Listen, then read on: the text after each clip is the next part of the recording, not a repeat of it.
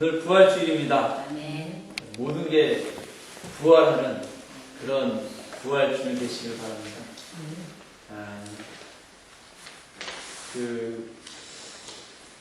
제가 로마서 한번 쳐보시겠습니다. 로마서 1장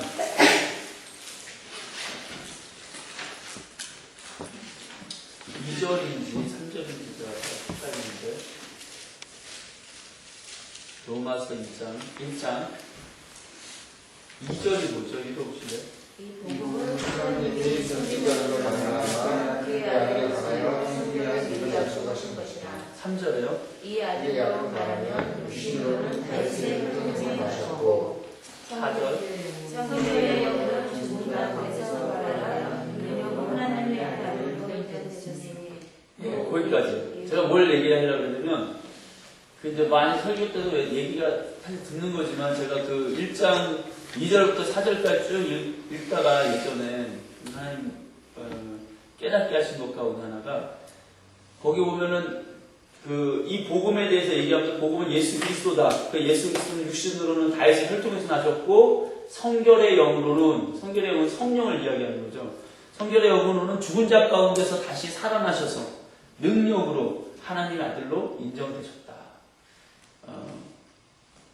내가 부자란 말이죠. 부자인데 그 부자인 것이 이제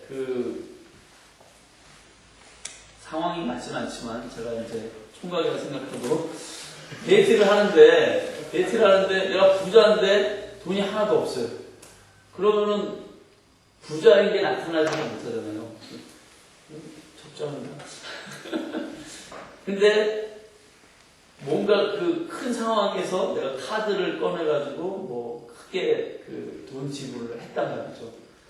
여기서 얘기하는 게 그런 거라는 거죠. 예수님이 십자가에 못 박혀 죽으셨기만 하면 사실은 우리의 죄를 위해서 죽으실 것이라고 예언도 해줬고 죽음에 대해서 십자가에 대해서 많이 조명하고 생각하고 그 은혜를 깨닫고 하지만 예수님이 십자가에 죽으셨을 뿐이었으면 그러면 하나님의 아들이지는 않을 수 있었다는 거죠. 하나님의 사실 하나님의 아들이신 그분이 십자가에서 죽은 게 우리에게 의미가 있는 거죠. 당시에 로마 시대에 십자가 처형을 당했던 사람은 굉장히 많습니다. 굉장히 많아요. 자칭 메시아라고 하면서 십자가 죽음을 당한 사람도 많다고 합니다. 그런데 굳이 그 많은 사람 가운데 예수님을 그리스도로 메시아로 우리가 인정하는 것은 그분이 죽었다가 다시 살아나심으로 4절에 능력으로 하나님의 아들 되심이 인정되었다라고 써있잖아요. 그래서 제가 그 부활이 그래서 참 의미가 있다는 거예요. 예수님이 부활하시지 않았다면 지금 뭐 이단에서 얘기하는 뭐 이만희 씨라든가 문선명 씨라든가 무슨 안선우? 안상홍. 저는 이름을 자꾸 이렇게 뒤섞여놓는 안상홍이라든가 이런 사람들이 메시아라고 얘기해도 뭐 반박할 게 없단 말이죠. 근데 예수님은 십자가에 죽으셨을 뿐만 아니라 부활하셨단 말이에요. 그 부활의 능력이 그분의 부활하심이 그분이 능력으로 하나님의 능력으로 아들 되심이 인정되는 사건이라는 거죠. 지금까지 아무도 죽었다가 부활한 사람이 없습니다. 뭐 나사로가 죽었다가 다시 예수님이 살려주시긴 하지만 결국은 죽었단 말이죠. 죽음을 이기신 분은 세상에 마호메도 부처도 안상홍, 이만희, 뭐 이런 사람, 아직 이만희는 안 죽었지만, 어쨌든 죽음을 이기고 다시 산 사람은 없단 말이죠. 그래서 그분만이 유일한 하나님의 아들이시고, 메시아시고, 그렇기 때문에 그분의 십자가 사건이 우리에게 의미가 있다. 부활은 그런 측면이 있습니다. 네, 왜 오늘 그 부활주의라고 부활에 대해서 얘기하기도 하지만, 오늘 그리스도인의 정복하는 삶에 대해서 얘기하면서 부활에 대해서 좀 생각을 좀 해볼 필요가 있다고 생각이 돼서 그 얘기를 먼저 서두에 꺼내고 시작을 합니다. 반갑습니다. 웰컴은 내 얼굴에 마음에 들지 않아 고치고 싶은 부분이 있으니까 이제 넉넉하게 시간 있을 때 웰컴 하게 되는데 있으세요? 견적이 상당해요. 뭐 상당히 괜찮아요. 예전에 저는 이 얼굴에 여기 점을 좀 어떻게 좀 지우고 싶어가지고 칼로 막 긁어보기도 하고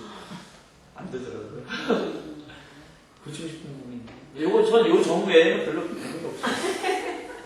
반대쪽에 있습니다. 아, 여긴가요? 이거 왜 여기 있던 게 여기로 온 거였나? 그래서 난 아무리처럼 나오면 나 칭찬하겠습니다.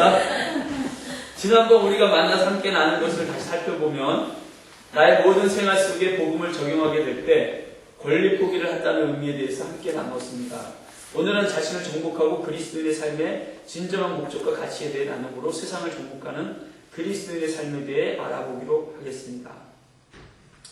여러분, 6강을 하는 데 있어서 지난주에 목사님이 그 복음의 능력으로 사는 삶이라는 제목으로 말씀하셨잖아요. 기억나시죠? 이거를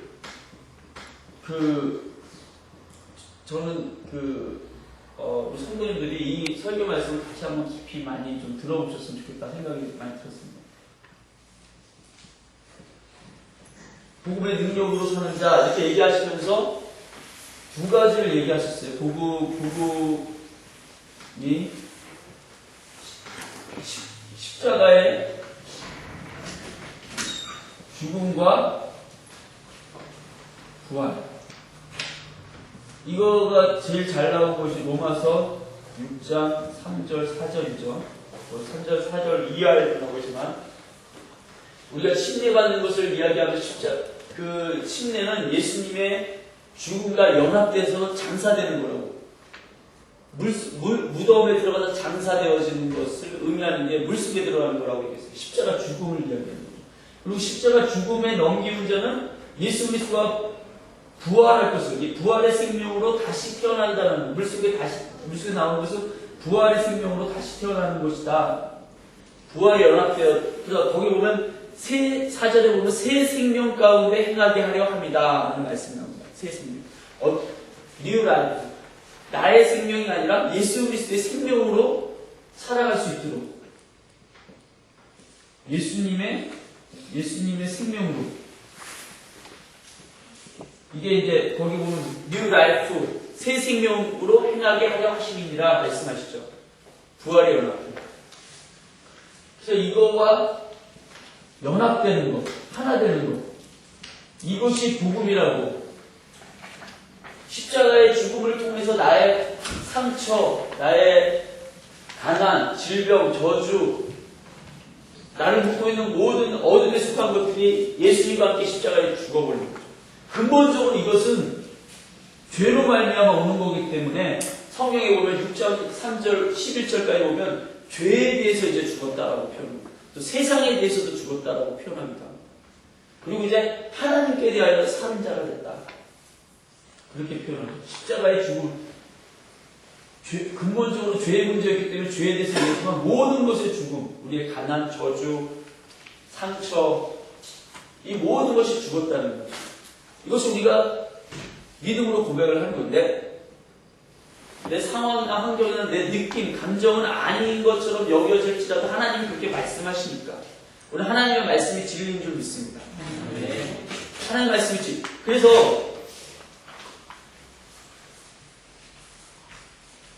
예수 그리스도의 십자가 죽음에 연합된 자는 죄에 대해서, 세상에 대해서, 자기 자신에 대해서 완전히 죽었다라고.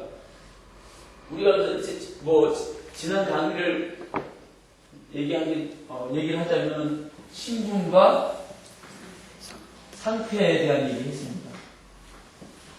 하나님 우리를 신분으로 보신다. 우리는 주어서 이제 빛 가운데 옮겨진 신분, 의로운 자라고, 거룩한 자라고. 우리의 상태는 때때로 그렇게 보여지지 않을 때도 있지만 상태가 우리의 신분을 바꿀 수 없다고. 우리의 그 신분은 하나님의 말씀 안에서 견고한 것이라고 그렇게 말씀을 드렸습니다.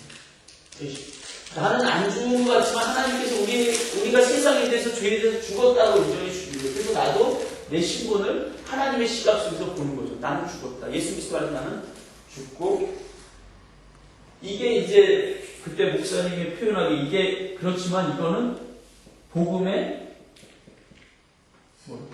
수동적인 적용이다 이렇게 표현을 하셨어요.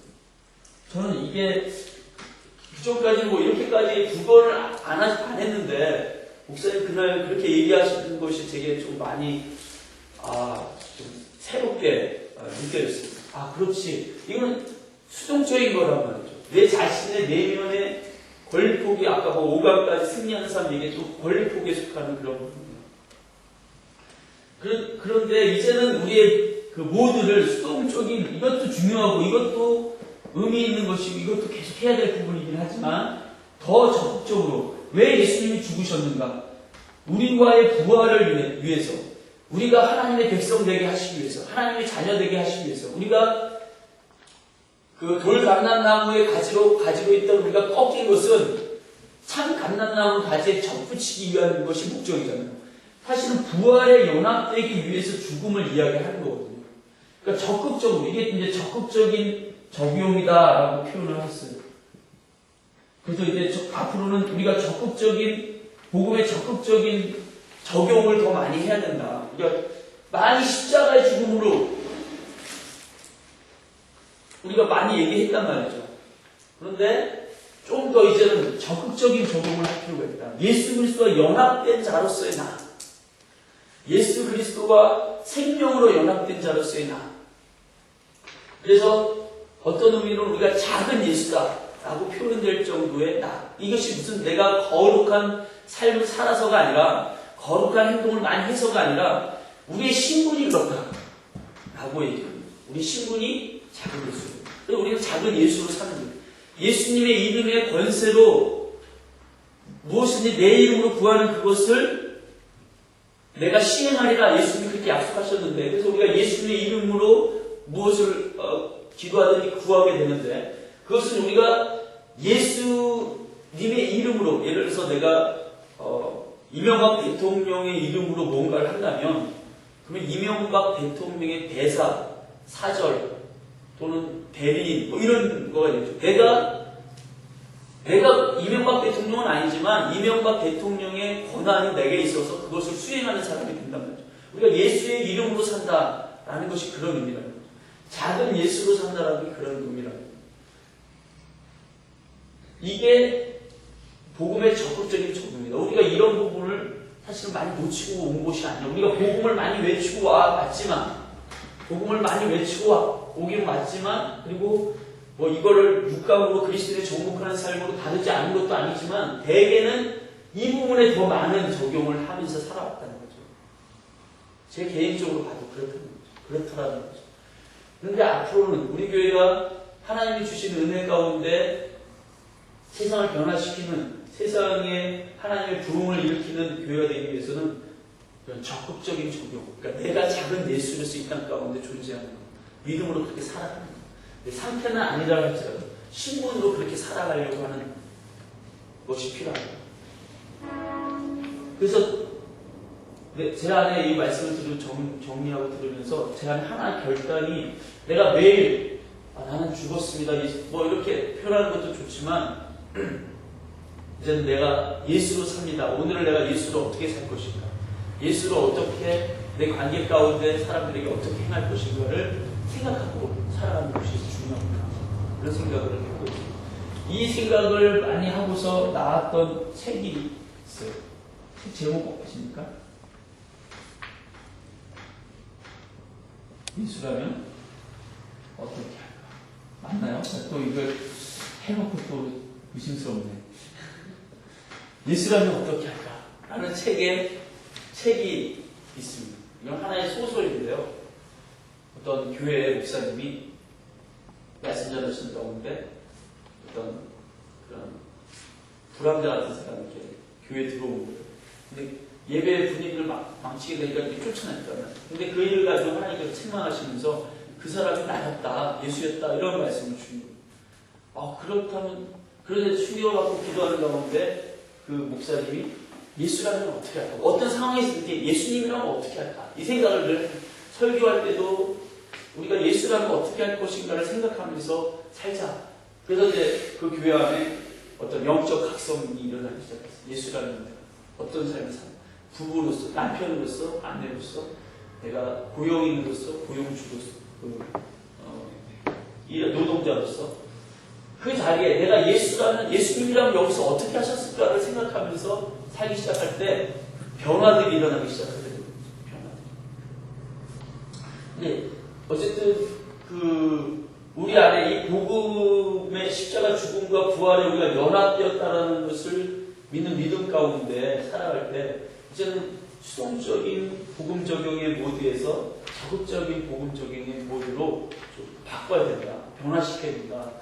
저는 주일날 담임선생님께서 그런 말씀을 하셨습니다. 굉장히 많이 도전이 되고, 제가 그거는 좀 성도님들이 다 같이 한번 듣고 묵상하고 그걸 한번 가슴에 새기고, 어떻게 그럼 내가 예수 닮으면 어떻게 살까, 이것을 늘 내 삶의 모토로 삼고 지냈으면 좋겠다. 그때 우리 삶 가운데 어떤 일이 일어나느냐, 오늘 강의 제목처럼 정복하는 자의 삶이 일어나는 거예요. 승리라는 것은, 승리도 전쟁의 개념이고 정복도 전쟁의 개념이 있는데,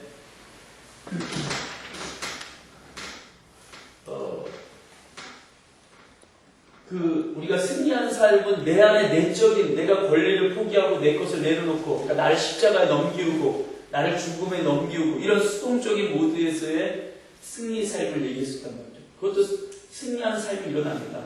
내가 자유함을 누리고 평안함을 누리기도 합니다. 그러나 적극적으로 내 삶의 자리에서 예수로 내가 어떻게 행동하는, 내가 그냥 손해보고 그냥 내가 십자가 넘기고 내가 죽고 내가 권리 포기하는 것으로 끝나지 않고, 그렇게 권리 포기하는 삶을 이제 적극적으로 예수와 연합된 자로, 예수와 부활의 생명으로 연합된 자로, 내가 작은 예수로 세상 가운데 나갈 때 정복하는 삶이 우리에게 주어진다. 그리고 정복이라는 것이 전쟁에서 막 이렇게 그런 것이 아니라 하나님이 말씀하시는 정복은 사랑으로, 섬김으로, 희생으로 하는 정복이죠. 왜 우리가 이런 생각을 하게 되냐면, 이 정복자, 온 우주의 정복자가 되신 분이 예수 그리스도인데, 그 예수님이 바로 사랑과 섬김과 희생, 또는 이제 지난주에 얘기했던 권리 포기, 뭐 이런 것들을 통해서 세상을 정복하셨기 때문에 사랑으로, 이걸 한마디로 우리가 사랑으로라고 얘기할 수 있죠. 사랑.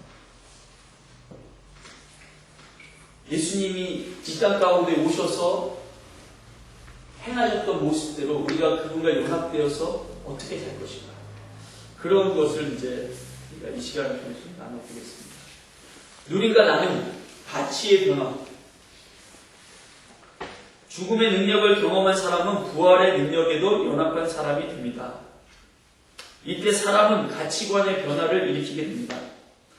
이제 여기서 우리가 제가 한 가지 좀 놓치고 왔다라고 생각되는 게 뭐냐면, 죽음의 능력을 경험한 사람, 내가 예수 그리스도와 함께 죽음에 연합되어졌다라고 하면 자동적으로 예수님의 부활에도 연합되죠.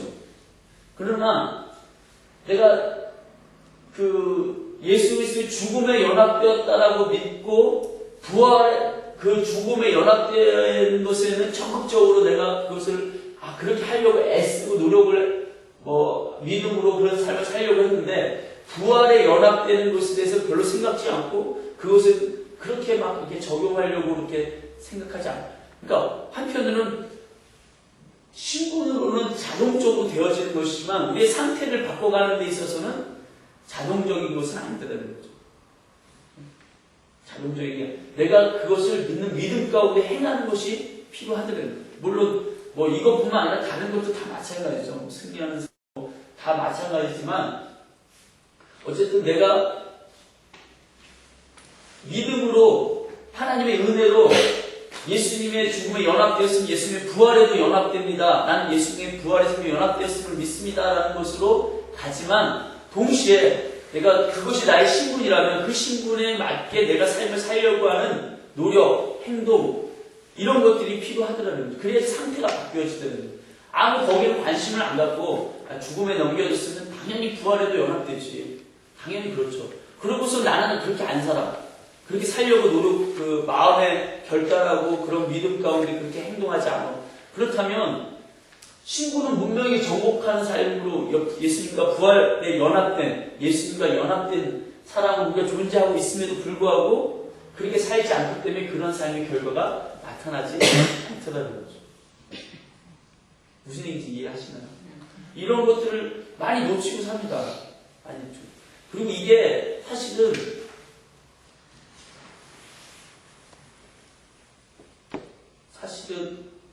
이게 그러니까 어떨 때는 말을 하면서도 나는 우리 성도들이 헷갈리겠다 이렇게 생각되는 게 있는데 아이러니 같은 게 있어요. 아이러니 같은 게.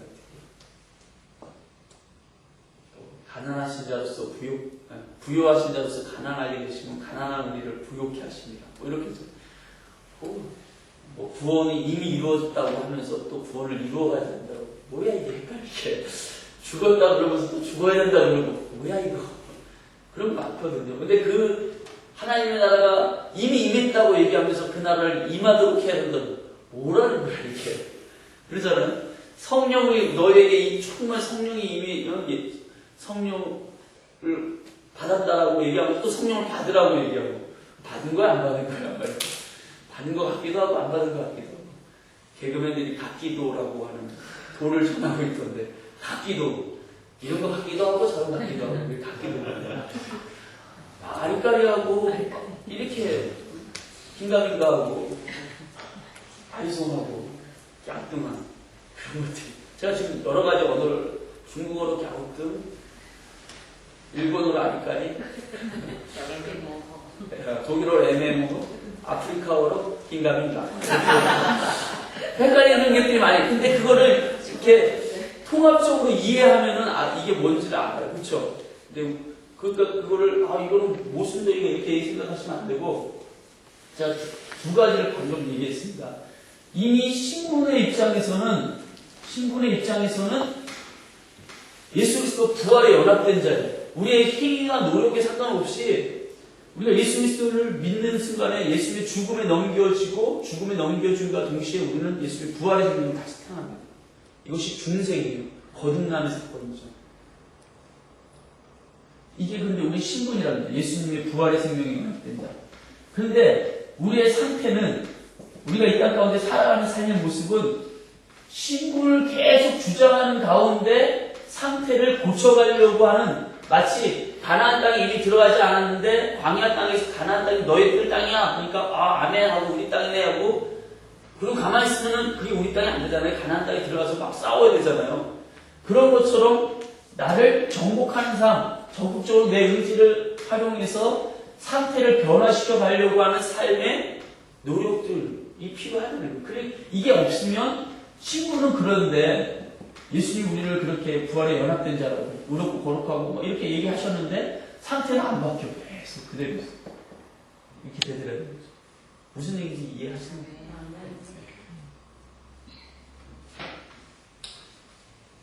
자, 그래서 여기 이제 제가 죽음의 능력을 경험한 사람은 부활의 능력에도 연합한 사람이 됩니다. 이 한 문장으로 보면 자동적으로 연합된다라고 생각을 하게 되잖아요. 죽음에 연합됐으니까 부활에도 연합된다.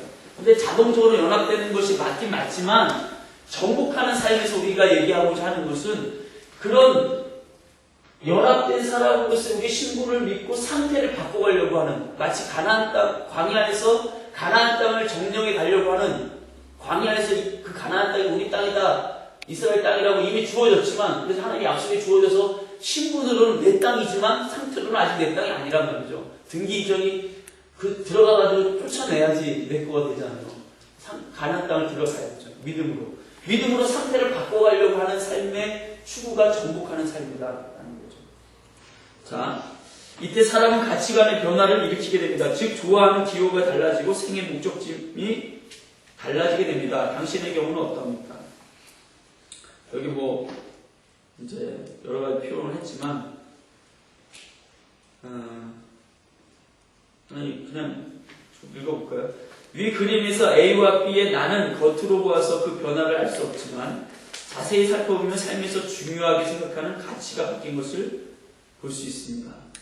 A 사람의 화살표 방향을 보면 내가 중심이 돼서 하나님을 이용해서 명예와 재산과 건강, 외모, 학력, 자녀 이런 것을 추구하는 거예요.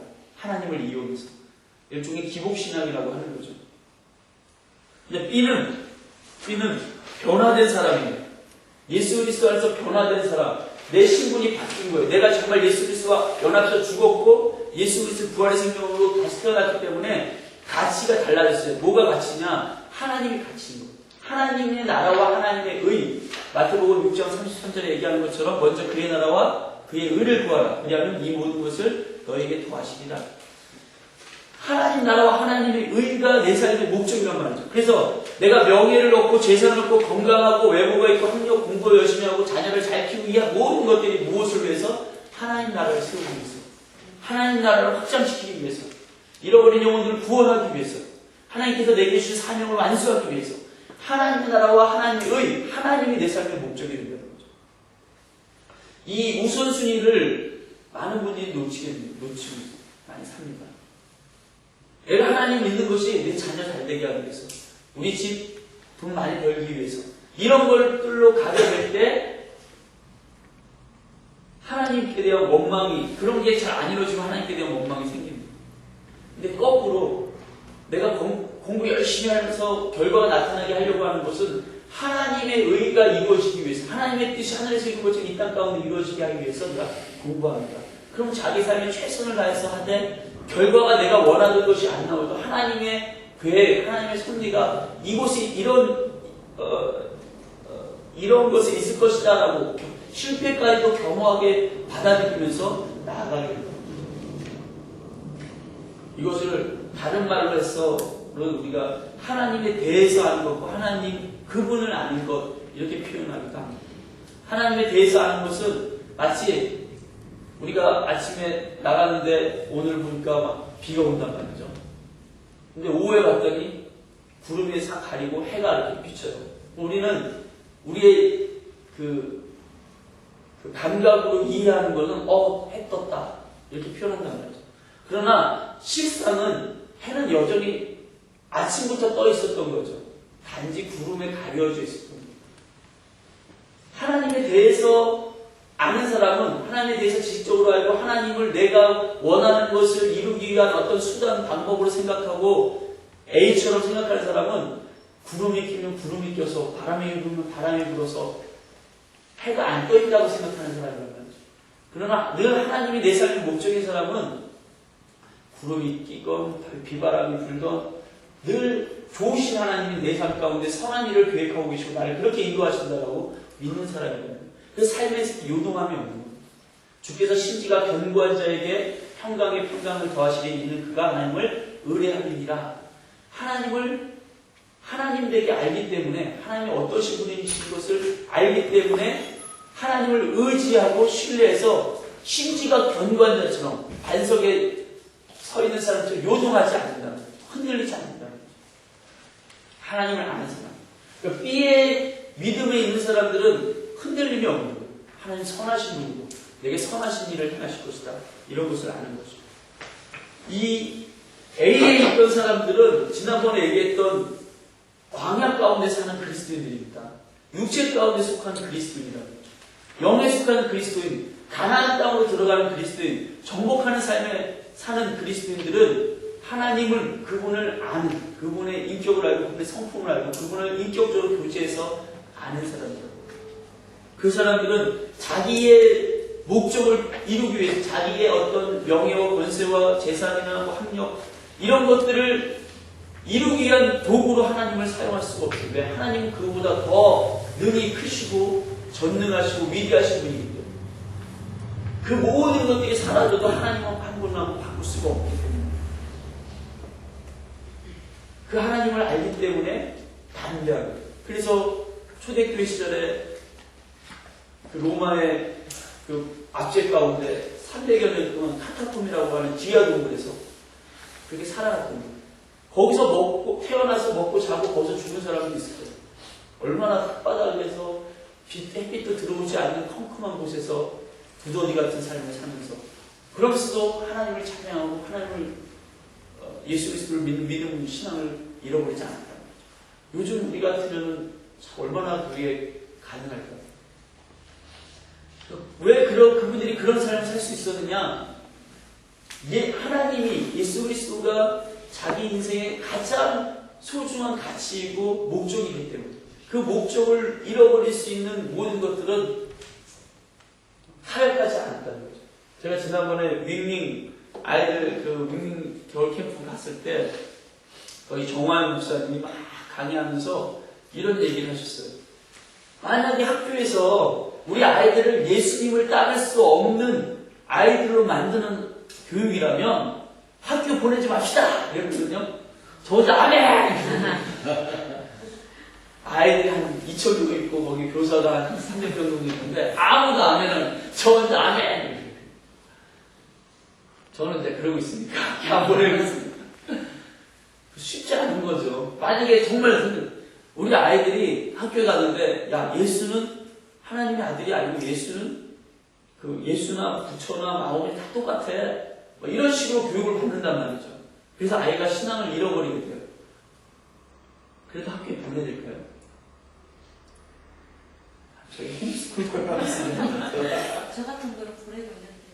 아니, 우리가 선생님이 이제 불교인가 봐요. 그래가지고 아이들이 예수님 살아계세요. 막 그래도 불구하고 아니야, 부처가 너희들을 돌보고 있어. 막 그렇게. 불안해요. 보내지 마세요. 그래도 선생님 바뀌었어요. 생각해서. 기도해 주세요. 아이들 힘들더라고요. 그게 참 심각한 도전이에요, 사실은. 그쵸? 저는 안 보내고 있으니까 뭐, 보내지 마세요. 이렇게 얘기할 수 있을지 모르지만, 사실은 안 보내는 게 쉬운 게 아닙니다. 그쵸? 근데, 카타콤에 그 당시에 그 사람들은 그렇게 했다는 거예요. 뭔 얘기하다. 뭔 얘기하다. 무조건 같이. 아, 30%까지. 예수님을 위해서 헌신할 수 있는 아이, 예수님을 위해서 자신의 삶을 희생할 수 있는 그런 믿음의 삶을 사는 세대가, 우리의 세대가 정말 그런 세대가 되고 있는가, 참 심각하게 생각해 보게 됩니다. 심각하게. 그러니까 A냐 B냐 여기 지금 그림이 그려져 있지만 내가 정말 A냐 B냐를 한번 보셔야 돼요. 그리고 정복하는 삶은 지난번에 그림 기억나시죠? 이렇게 그려가지고 여기 홍해, 여기 요단강, 여기 뭐죠? 이집트, 여기 애굽, 아니지 광야, 가나안 해가지고 제가 말씀드렸던 거 기억나시죠? 정복하는 삶은 여기에서 일어나는 삶을 얘기하는 거예요. 정복하는 삶. 물론 승리하는 사람들이 사실 여기서 얘기하는 것이지만 여기는 내 마음의 보좌에 나 앉아있고 예수님은 바깥에 있는 거라고 했어요. 불신앙의 상태죠. 여기는 내 마음의 보좌에 나가 있고 예수님이 내 마음에 영접하게 됐지만 여전히 내가 막노 못하고 있는 상태로 방해하라고 했어요. 믿음의 삶, 하나님 정말 원하시는 삶은 내 마음의 보좌에 예수 그리스도가 있고 내가 그 밑에 있는 거라. 이게 승리하는 삶의 비결이라고 얘기했어요. 정복하는 삶도 마찬가지입니다.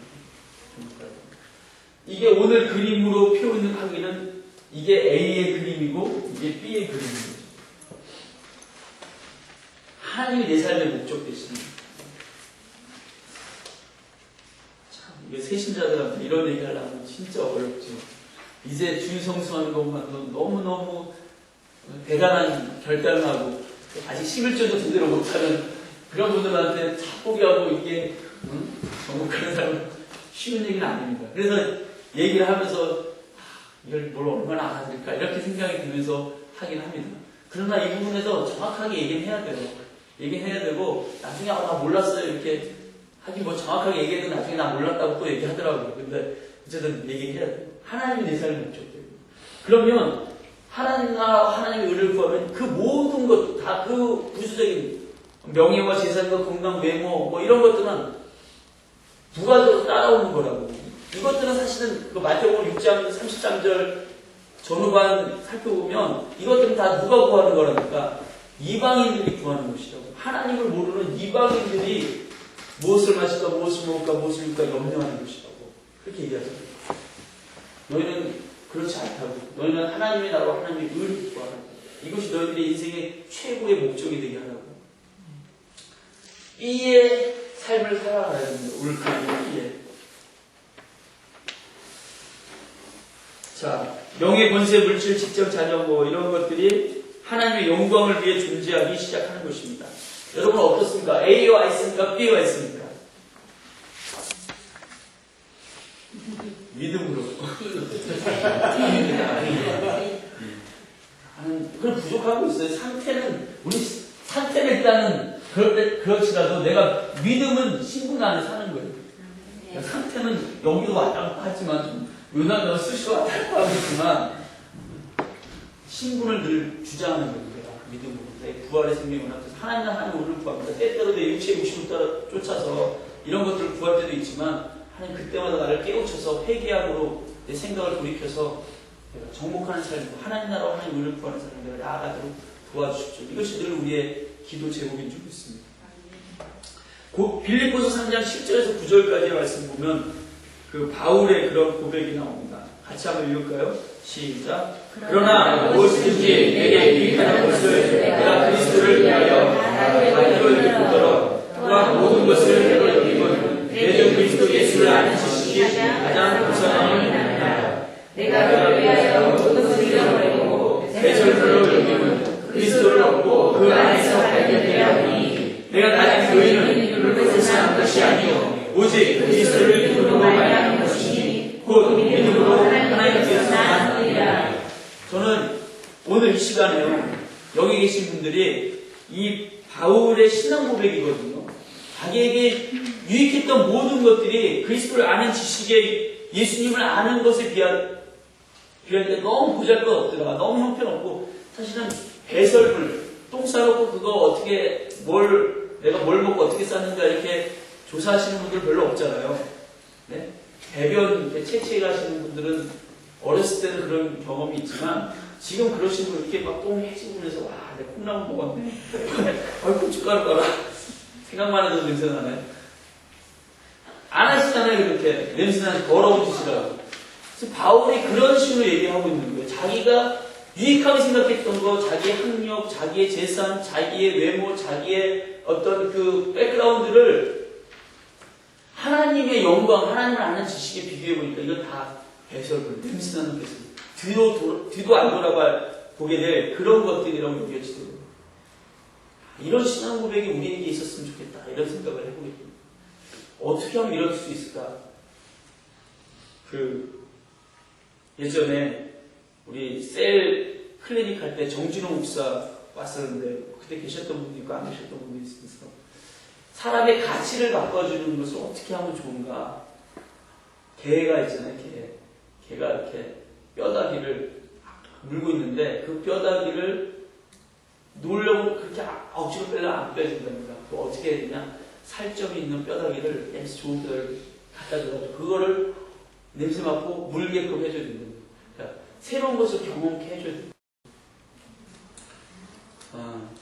맛봐야지 된다는 거죠. 맛봐야지. 우리가 하나님 우리 삶에 내가 좋아하는 것, 내가 사랑하는 것, 내가 주인 사는 모든 것 내려놓고 우리 차량도 있지만 그런 걸 다 내려놓기 위해서는 내려놓으려고 하면 사실 이게 쉬운 게 아닙니다. 내려놓음이라는 책이 베스트셀러도 됐지만 그걸 읽으면서 이건 대단해 라고는 생각할 수 있지만 나도 이래야지 이런 분들은 별로 없단 말이죠. 은혜를 받으면서 나도 이렇게 내려놔야지 없단 말이죠. 어떻게 해야지 내려놓게 되느냐, 어떻게 해야지 이게 배설물처럼 보여지는가. 제가 경험하기로는 그런 것 같아요. 하나님의 영광을 계속해서 경험하는 것이 좋아요. 하나님의 은혜를 계속해서 경험하는 거예요. 은혜를 경험하다 보면 이게 배설물같이 여겨지더라고요. 근데 은혜를 경험하지 못하면 다시 개가 자기가 싼 똥을 이렇게 핥은 것처럼 다시 또 배설물 냄새 맡아가면서 그걸 찾아가는 거죠. 그러니까 하나님의 영광에 더 깊이 사모하고 더 깊이 참여하고 더 깊은 은혜에 들어가고 그러면 그럴수록 빛 가운데 들어가면 들어갈수록 어둠이 더 잘 보여서 손을 씻고 깨끗하게 하게 되잖아요. 어둠 가운데 있으면 그게 어둠인지 뭔지 내가 이렇게 검정이 묻어도 어두울 때는 이렇게 검정이 묻었는지 안 묻었는지 잘 모르는 거죠. 빛 가운데 들어가면 씻었는데 그래서 보니까 깨끗했는데 밝은 대낮에 보니까 자국이 남아있네. 더 씻게 되잖아요.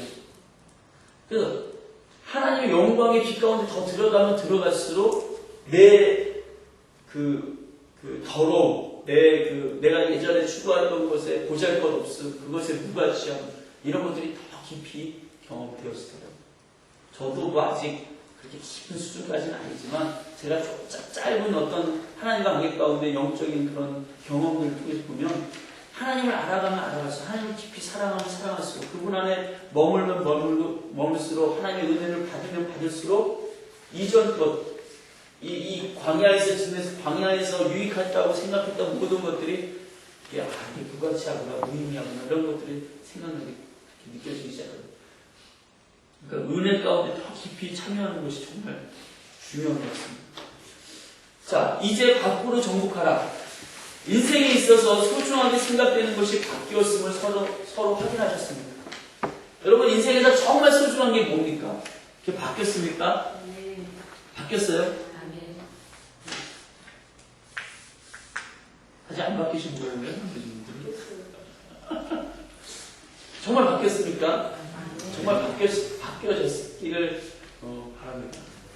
안 바뀌어졌으면 계속 기도하세요. 몸부림치시고 하나님 은혜를 더 경험하게 해달라고. 그 수밖에 없어요. 뭐 바꾸라고 해서 바꿔지는 게 아니잖아요. 그게.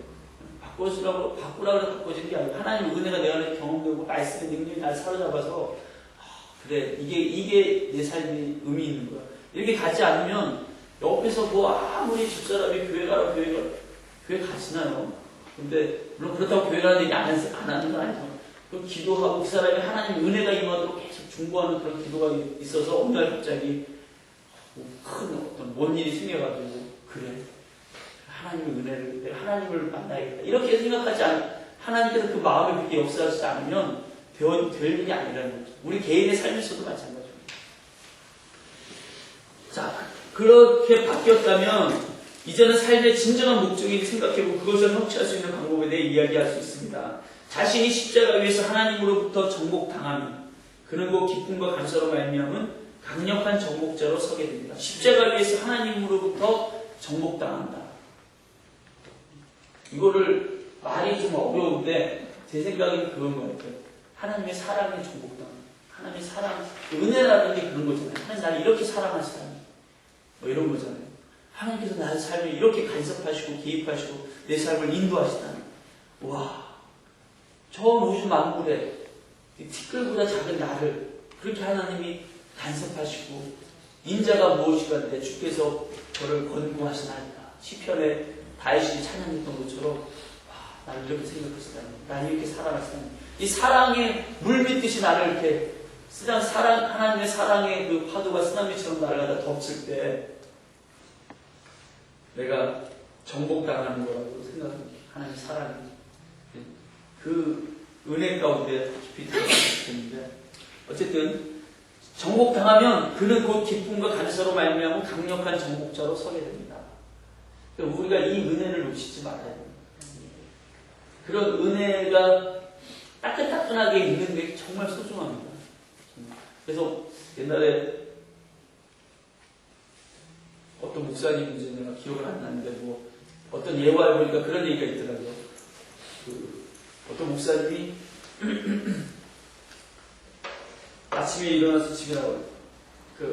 아침에 늘 기도하고 이제 아침 식사에 나오는데 그날따라 회사자리에 안 나온 거예요. 그래서 사모님이 그 서재에서 기도하시는 목사님에게 찾아갔어요. 왜 안 나오시는가 했더니 목사님이 눈물로 기도하시는데 왜 식사를 안 오시냐 했더니 여보 내가 오늘 아침에 기도하는데 하나님의 사랑을 묵상하고 십자가를 묵상하는데 그 사랑이 도대체가 안 느껴진다고. 그 사랑이 감격하는 마음이 내가 안 생겨서 내가 이것 때문에 너무 힘들어가지고 하나님께 울부짖고 기도하고 있다고. 그 사랑이 다시 한번 내 안에 감격으로 느낄 수 있게 해달라고.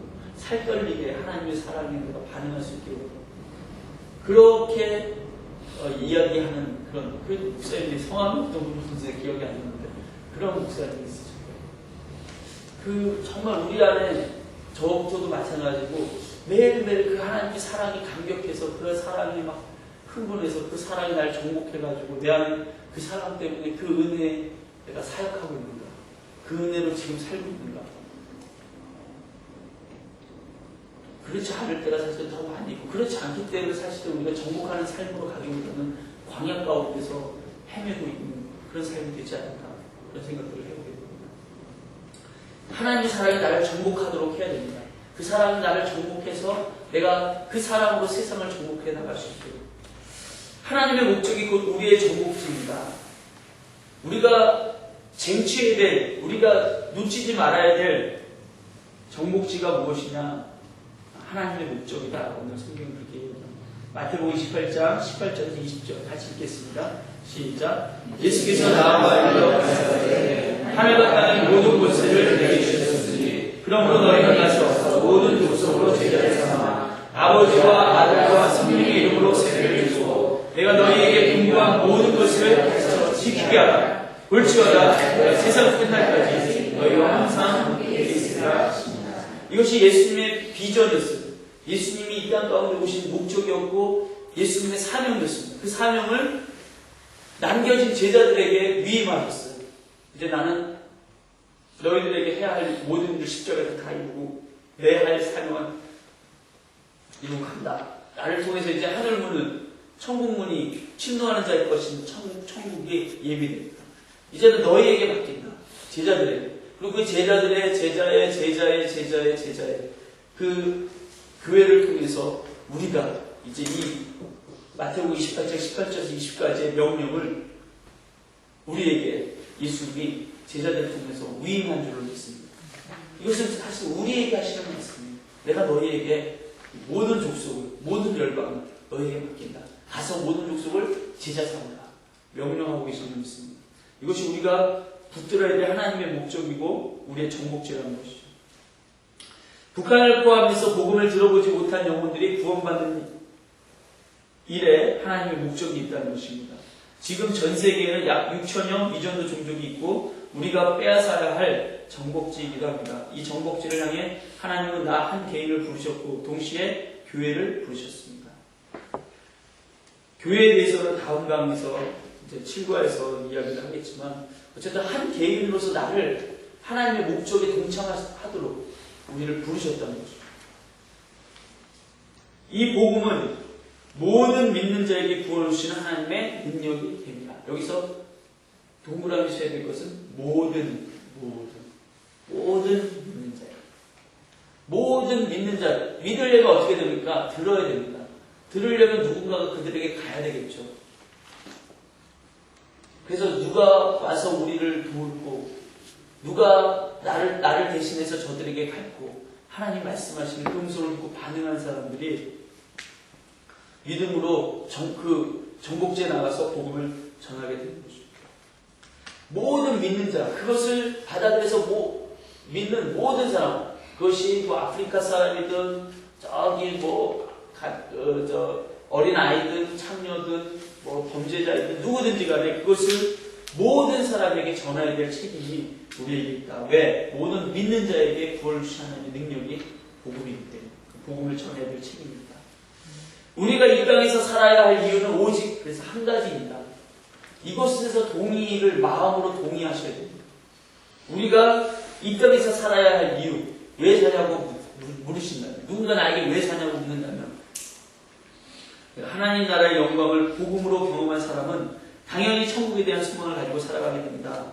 우리의 소망은 천국에서 주님과 함께 영원히 거하는 것입니다. 그럼에도 우리가 육체를 입고 이 땅 가운데 살아가는 이유가 무엇일까요? 그것은 우리에게 부탁하신 주님의 명령 때문입니다.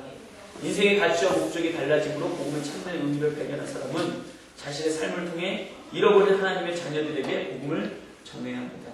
우리가 이 땅 가운데 살아가는 단 하나의 이유는 잃어버린 영혼들을 되찾고자 하는 것입니다.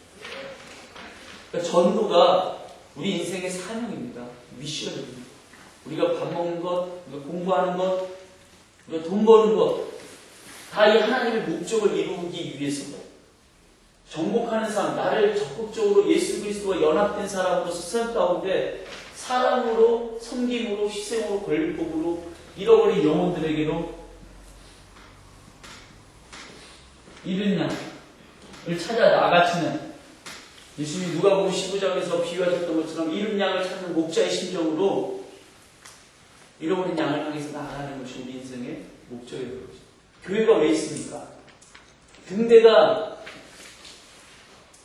배가 어둠 가운데서 잘 그 등대에 빛을 비추어서 이렇게 들어오도록 등대가 존재하는 것처럼 교회는 이 땅의 영혼들이 하나님의 구원의 빛을 발견해서 천국으로 들어갈 수 있도록 세상을 비추도록 이 땅 가운데 존재합니다. 그러니까 영혼을 구원하기 위해서 이 땅에 존재합니다. 사랑하고 교제하고 침묵하고 이러기 위해서 교회가 존재하는 것이 아닙니다. 그것은 다 하나님의 목적인 잃어버린 영혼들을 구원하기 위한 것을 이루기 위한 어떤 그 통이지.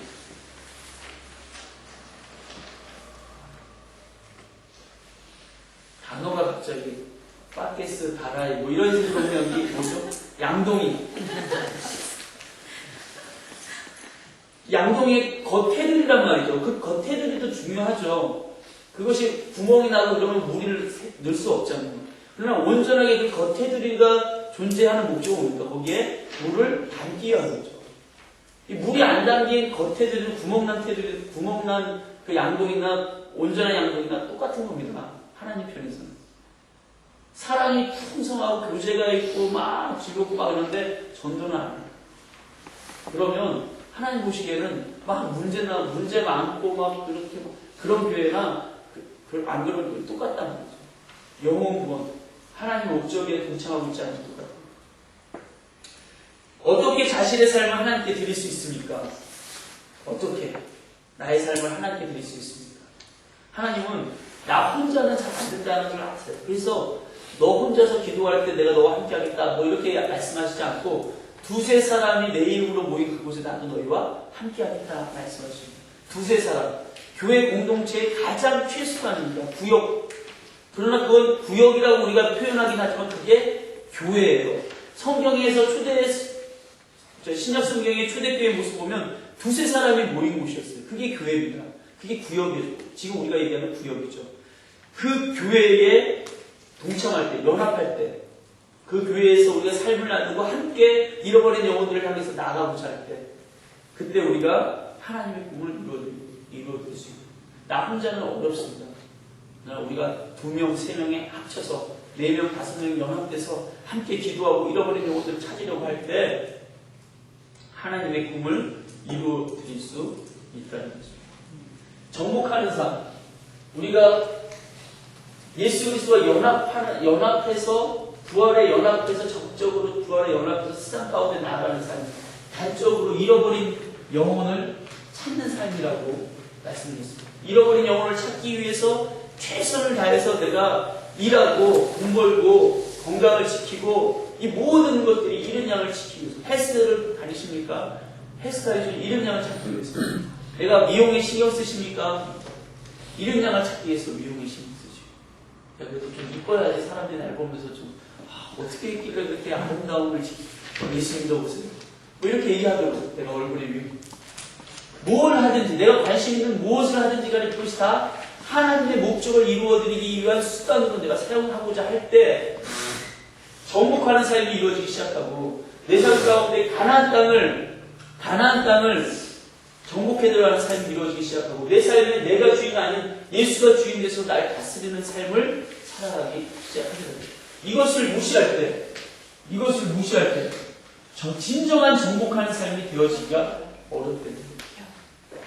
인생에서 내가 광야에서 계속 헤매고 물론 광야에서도 기적을 경험합니다. 메추라기가 떨어지고 만나가 떨어지고 구름기둥과 불기둥이 서서 하나님의 임재를 경험하게 해요. 그러나 진정한 목적지는 여기가 아닌 거죠. 광야에서 살라고 출애굽시킨 게 아니잖아요. 가나안 땅에 들어가라고 출애굽시켰다는 거죠. 근데 다 광야에 머물러요. 진정한 목적을 하나님의 목적을 붙들 때 가나안 땅에 믿음으로 들어가게 되는 줄로 믿습니다. 네. 기도하겠습니다.